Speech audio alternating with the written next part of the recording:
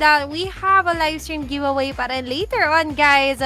You have a chance to win 800 diamonds worth of skin. Just follow the 3 simple steps, which is like the page and the stream, share the stream, and of course, tag 3 friends in the comment section with the hashtag LA Women Rising. And para sa ating weekly giveaway naman, you have a chance to win the 500 diamonds na tuwing Monday, nagpo-post kami ng question regarding, okay, the games na nagdaan this week. And, syempre, Sabado na bukas, guys. I-announce bukas yung winner ng 500 diamonds for last week's game.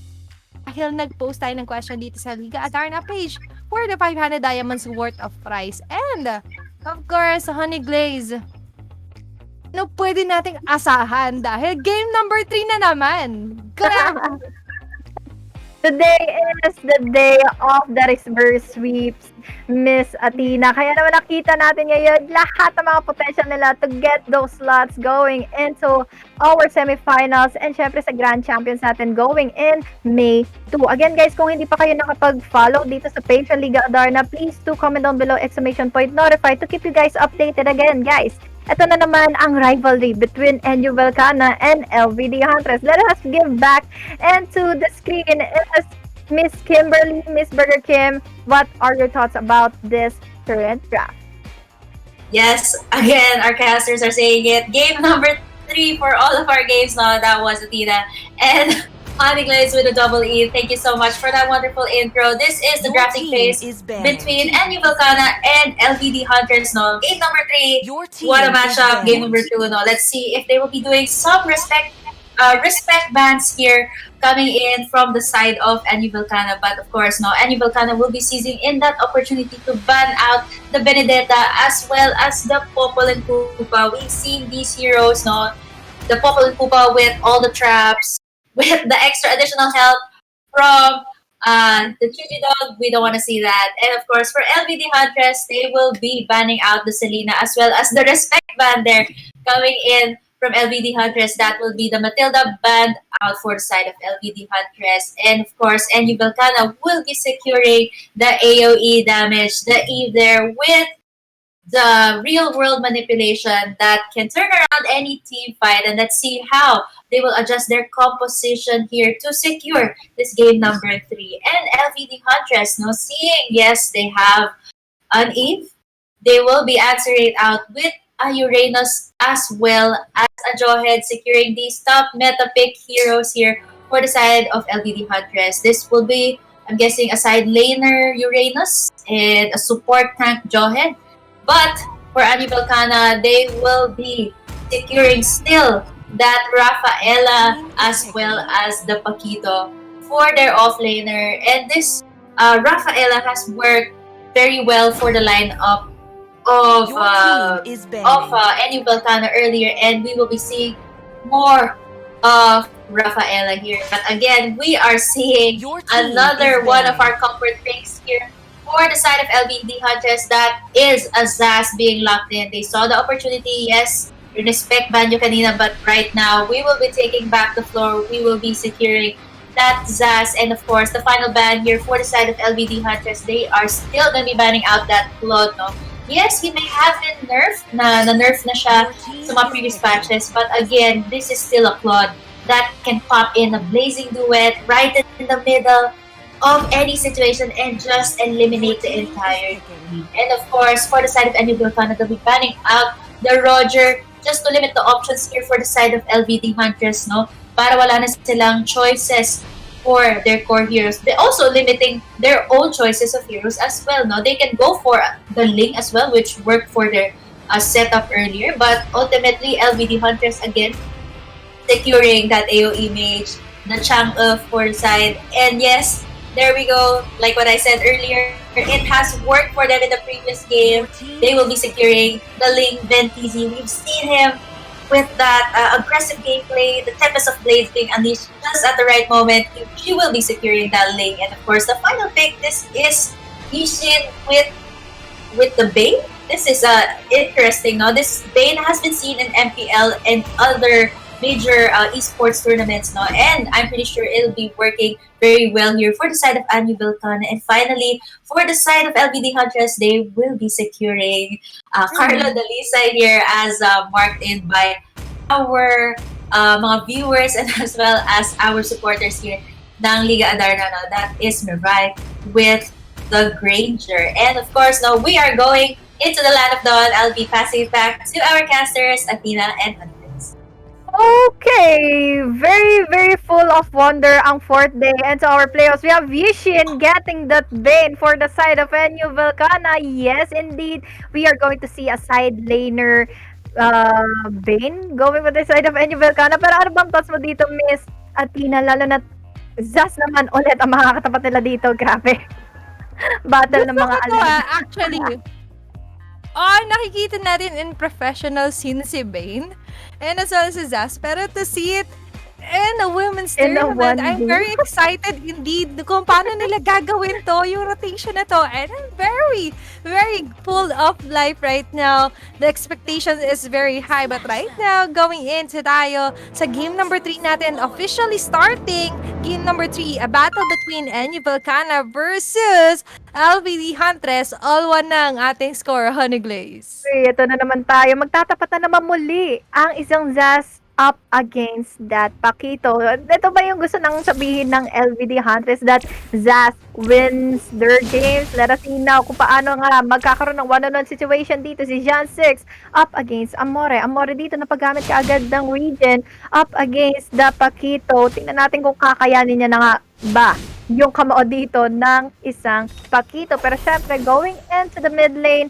there goes a little wanderer naman para sa side ng Velkhanna, while we have here LBD Huntress securing just their resources. Pero tingin mo ba, Miss Athena, na magkakaroon naman ng lapses dito ang LBD Huntress getting in that Zaz?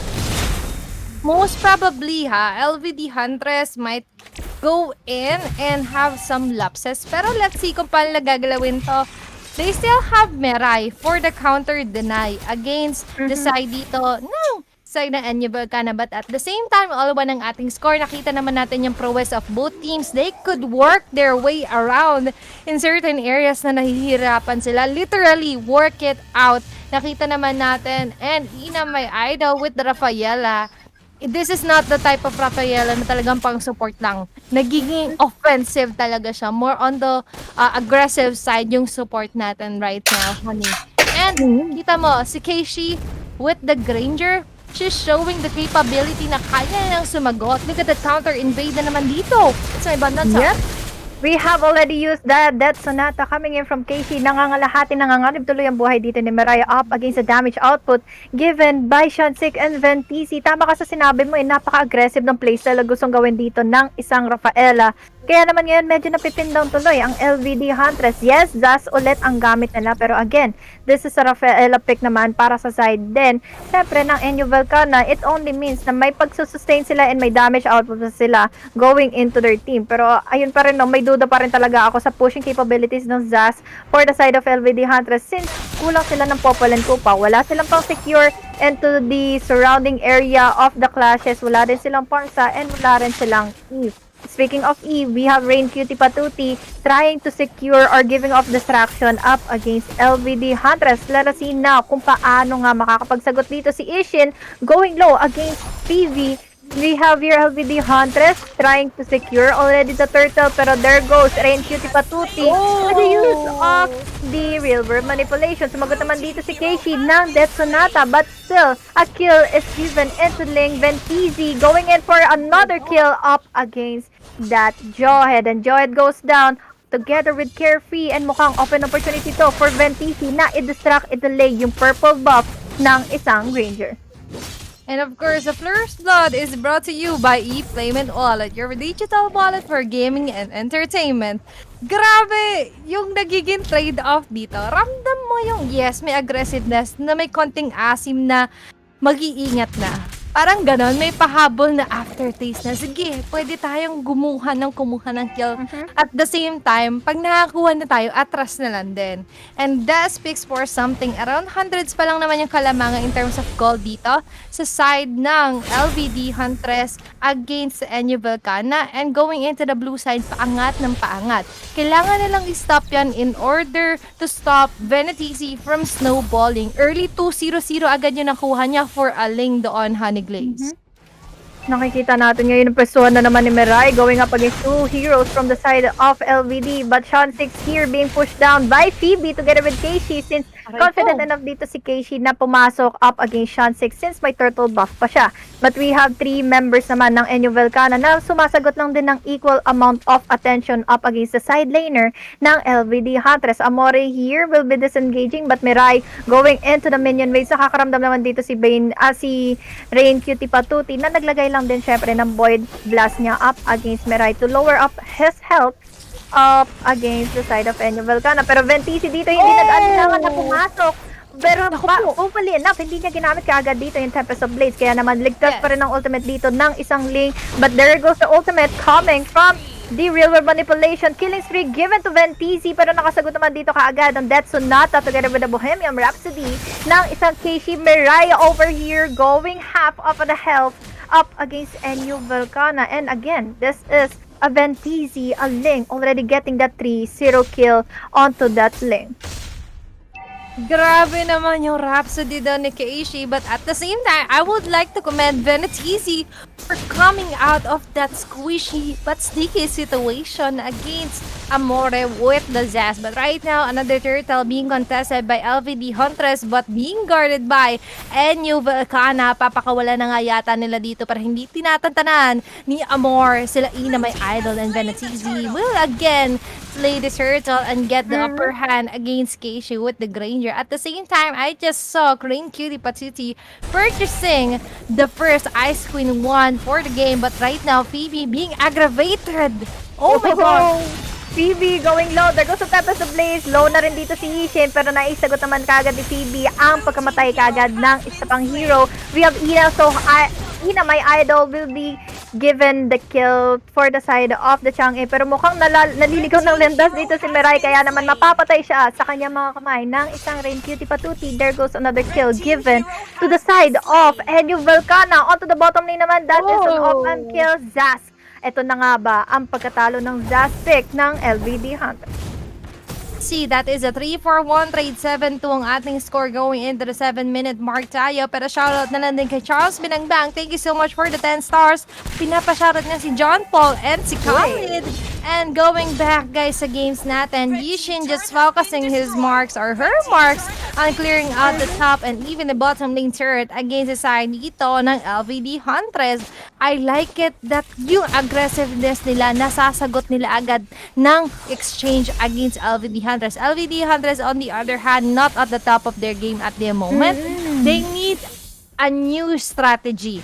Siguro epekto rin talaga yung ganap nung game number 2 kasi they've got it na eh. 1 win away to secure the slot but at the same time, that was indeed a comeback reverse sweep kaya ang manonotice natin dito pero there is a team fight happening onto the top lane and almost off-cam kill ang na-witness natin doon against Mirai with the jawhead ng LVD Huntress. Right now, Honeyglazee, the question is that for how long hahayaan ng LVD Huntress na apakapakan sila ng Enyo Velkhanna sa ganitong klase ng sitwasyon? Diba? I like your question, Miss Athena. Lalo na't kasi ngayon, hindi nagiging effective na yung Zaz pick nila dito. And they were not able to secure those lanes to pressure out the side laners from the side of Enyo Velkhanna. Dahil nga hindi napapatinag dito si Bane. There goes the region kasi na meron nga dito ang isang Bane. So ngayon, ang makakatapat naman dito ni Phoebe is the Paquito, Shan 6, giving off such a pressure against the Uranus na hindi nagiging enough na yung regeneration na meron siya. But a monster kill is given to Ventisi after eliminating another hero from the side of LVD Huntress. Another hero secured by Mirai from that unstoppable force. Eve is also down 1-for-1 exchange pero in favor pa rin to para sa side ng Enyo Velkhanna since may sagot ka agad dito si Shan 6. We have here Keishi going low. Ventisi naman however will be receiving the Bohemian Rhapsody coming in from Keishi kaya naman mapapa-disengage lang sa further from that clash up against LVD Huntress. Venetizi with a 6-2 KDA, still untouchable all throughout, but going back, kita nyo naman 1v1 with the Great Man Phoebe versus Shan 6. Velkhanna might go and finish her against with the Tempest of Blades dito, Honey. Pero maingat sila dahil nakita nila na kaabang lang din si Keishi. Item check tayo dito. That is the first item build for the Rafaela at Athena shield and as well as a brute force breastplate with a bloodless axe for the Paquito, which is a Shan 6. Endless battle for the Link. And look at the itemizations of Yisun instead. Look at that. A COD or Clock of Destiny as well as a Lightning Trancho. Kaya palang sakit na ng ultimate niya. Kada tumatama, may burst na eh, diba? Surprisingly. Ang bilis nila naka-build up ng mga items.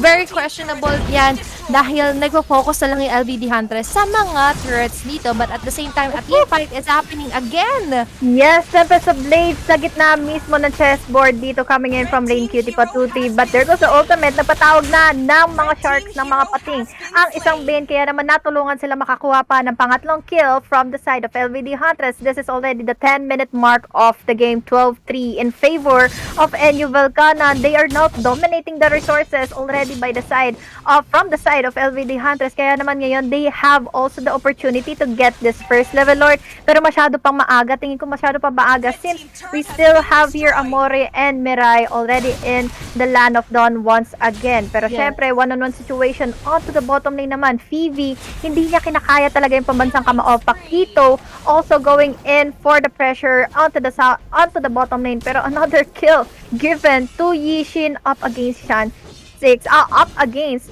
that hero Zaz from the side of LVD Huntress. Mukhang sabi dito ng Velkhanna na hindi nagagana ang Zaz strategy, ang push type strategy dito ng LVD Huntress.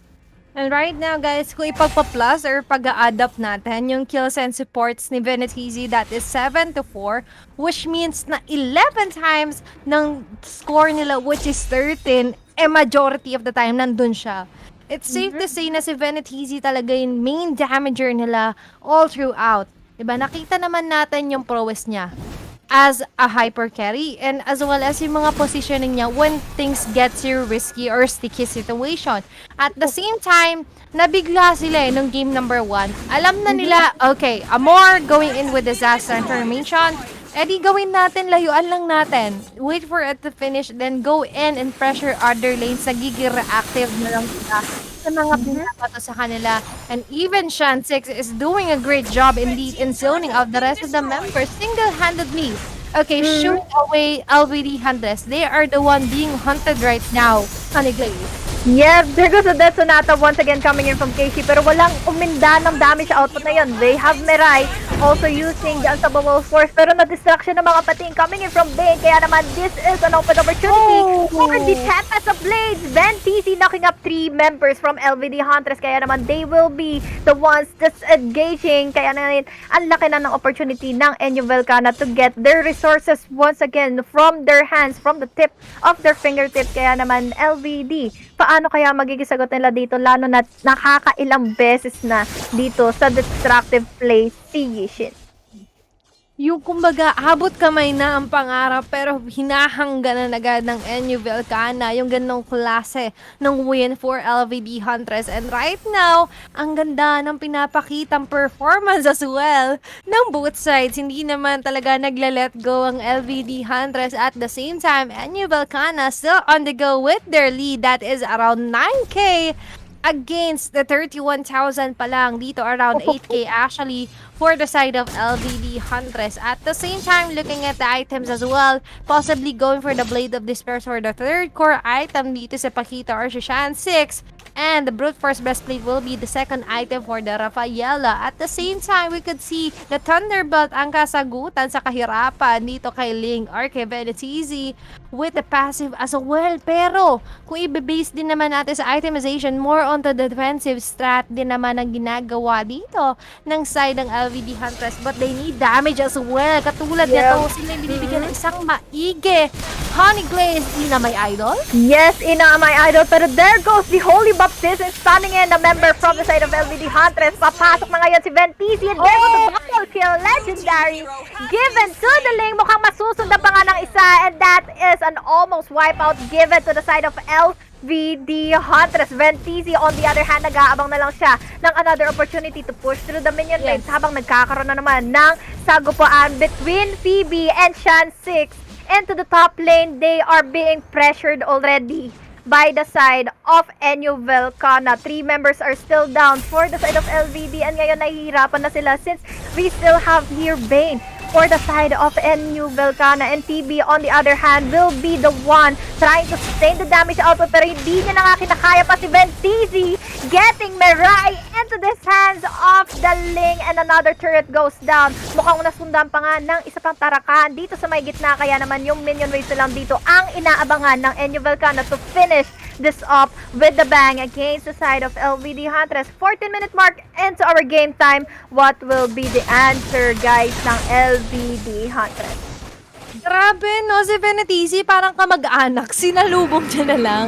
Umuwi doon sila, Amor. Sabi niya, sige, hindi ko na kailangan lumakad. Uuwi at uuwi ka rin naman. Pag lumingon ka, akin ka. Literally. And right now, another Lord being secured by the side of Velkhanna. This is actually the second, or rather, the third Lord and the second Lord for the side dito ng Velkhanna. Pero tingnan mo naman, hindi na halos makalapit ang LVD Huntress. Counter exchange na naman, Honeyglazee. Oh my gosh, Venetizi is doing it already, pero naiit siya. Siya dito ni Mirai Bert. There goes the dash. We also have here the real world manipulation coming from a double kill ang naibigay sa isang Bane. Kaya naman Ishin will be one of the heroes na kakatakutan na nga ng LVD Huntress. But we have also the minion waves giving up the scare, giving up the pressure. But Sean 6, however, will be the one receiving that toss coming from Mirai. Dalawa na lang natitira, pero syempre this is a GG. Well played push from the side of Velkhanna, and Velkhanna is the first team advancing forward for our tomorrow's matches, guys. Velkhanna from season 1.5 and 2 ng Liga Adarna, they have eliminated the chances of LVD Huntress to get another spot here into the upper bracket. Grabe naman yung matchup na yun. That is a 6-21 ending score. Pero, for more insights and explanations, I want to hear your thoughts on this round, Miss BurgerKim. Thank you so much, casters. No, that was game number 3. And Velkhanna, like what Miss Honeyglazee said, no, they will be advancing into Liga Adarna playoffs. But of course, no, this is the matchup is just very one-sided here. Yes, the side of Velkhanna did not falter. They will try to get in some kills. That is 6-21, of course, in favor of Velkhanna. But ultimately, you know, I think what they did here, yes, they did the respect ban for the Matilda here for the side of LVD Huntress, no. But still, let's not forget this is Venetizi, whom has mastered the Ling as well as the Rafaela, which you've seen already in game number 2, and it has worked very well for their lineup. Yes, this is a setup that you can say, yes, no marksman, no problem. You have a Ling to do all of the damage, and as you can see, Venetizi here is the MVP, and that MVP is brought to you by Smart Communications Incorporated, the Philippines' leading wireless provider. Venetizi was actually virtually untouchable in this round. That is an 11-0-7, and not to mention their Yishin, no, with a 6-0-5 coming up next, no. Of course, Rain Cutie Patuti there as the support mage with the Eve, no, doing the backline attack. Yes, this is an Eve that is doing the real world manipulation, and of course, like what Athena said earlier, the second item of Rain Cutie Patuti was the Ice Queen one, which really helped in team fights, no. Every time that you get caught up in the chessboard, all the members of LVD Huntress are immediately slowed down. And in case hindi pa namatay sila, no, may backup pa from Venetizi there, as well as Ishin doing all that magic damage. And of course, no, the Bane pick here by Ishin was actually very smart. She's actually going for the full magic damage here. No, take a look at her items. It's the Arcane Boots, the Holy Crystal, the Clock of Destiny, and of course, the Lightning Truncheon at saka yung Divine Glaive. Kaya pala, sobrang sakit ng kanyang mga pating kanina. You've seen it. You've seen her follow-ups in case hindi nahuli ni Rain Cutie Patuti or ni Venetizi. You have Yishin to back her up. And of course, let's also mention Shan 6 there, no, sustaining all of the side lanes, as well as Ina is my idol, doing all that healing magic there just in the background. And this is the Zas lineup that LVD Huntress wanted to go for. No, it worked for them in the first game, but yes, you have a Ling here. The only difference here sa game number 3, no, wala silang marksman. You have a hero with so much mobility like a Ling, no. You cannot have a stationary hero like a Zaz to do to catch like heroes like a Ling, no. Naka-secure man sila ng konting turrets, but again, this is a Ling as well as a Rafaela with additional movement speed that will secure ultimately the victory here for